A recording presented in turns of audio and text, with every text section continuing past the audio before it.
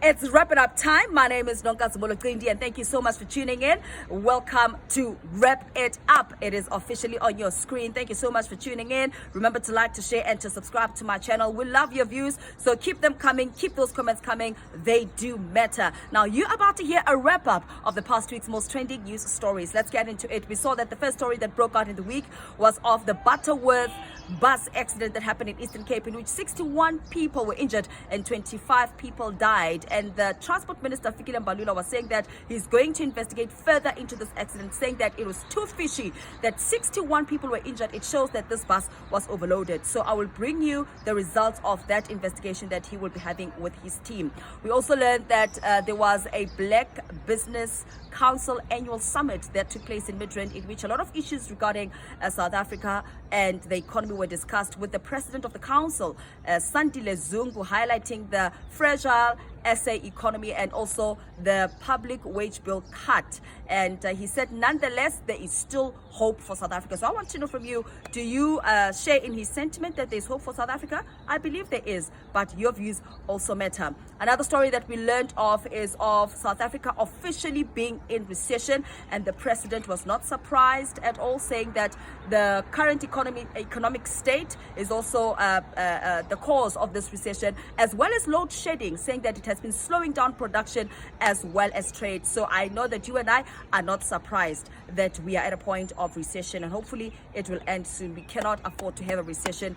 The quicker it ends, the better, and we see our economy flourishing and going back to normal. Another story that we saw is of SAA actually cancelling, not cancelling, but reinstating some routes after it had cancelled about 11 routes last month. So it looks like slowly but surely there's a bit of stability that is going into the entity, and hopefully it will recover from the state that it has been for months now. What, 3-4 months? So yeah, do give your views on that story. We saw also the forensic report of the Parktown Boys High School. Who's this guy? The name Enoch Mpianzi. Yes, the learner Enoch Mpianzi, who passed away at a river camp that was taking place over a month ago.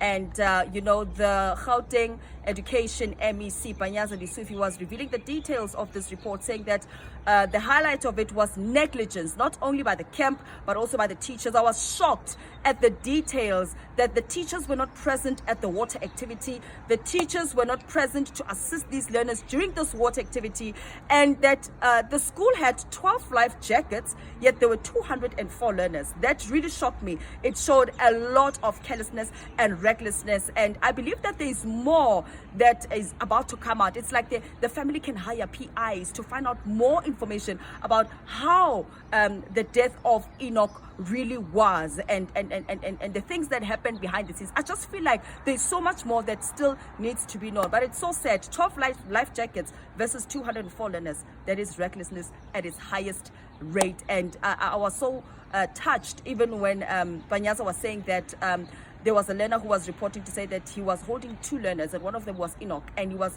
losing strength, and he was seeing that he's drowning, and he had to let go of one, and unfortunately that was Enoch. So that was a sad one. I believe that is a developing story, and I'll bring you more on that as well. We also saw the first case of coronavirus in South Africa, and the president was calling for calm, to say that regardless of this case, South Africans must be calm because there are precautionary measures that are being taken.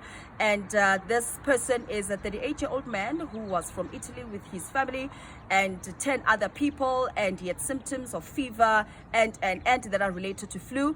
But the good thing is that he's in a stable condition, but unfortunately he's been isolated from his children and his wife. There was another case of another patient who's also said to have coronavirus, and it's really scary. It's really scary. But precautionary measures that South Africans should take so far is to ensure that you wash your hands regularly, with a sanitizer. Make sure that you stay away from anybody that has symptoms that are flu-like, and just make sure that you practice good hygiene in the meantime. So those are the things that you can do at home to actually curb this virus and prevent it. They say prevention is definitely better than cure.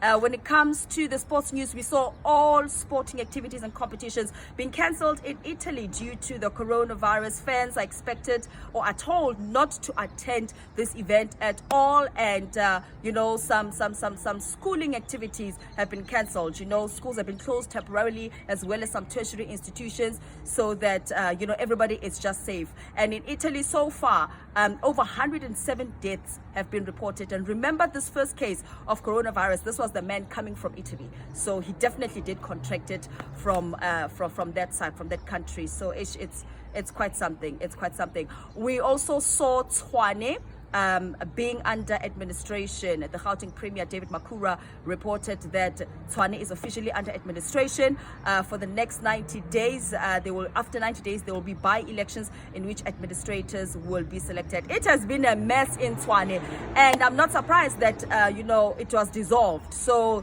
let's wait and see what happens after 90 days, and maybe there will be hope for the city of Tshwane. Another trend that we saw that, I feel sorry for this person, it's Java. The DSTV Viewers' Choice Awards, they retracted 2 of his nominations because of allegations of rape that Lady Zama raised.